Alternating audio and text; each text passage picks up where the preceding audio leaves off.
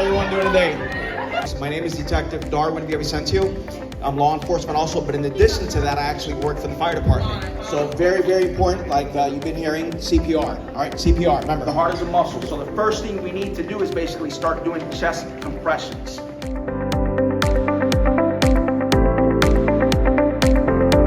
Right?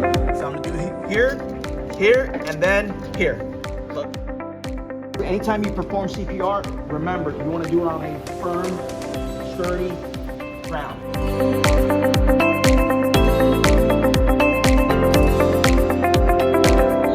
Automated external defibrillator. Basically tells you what to do.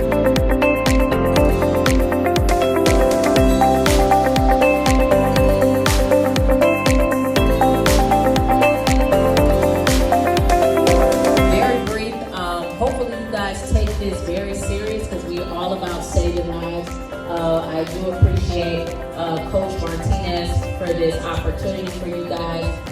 We appreciate you, Detective Darwin, for coming in, and we appreciate all the support. And we want to give you this appreciation certificate. Let's do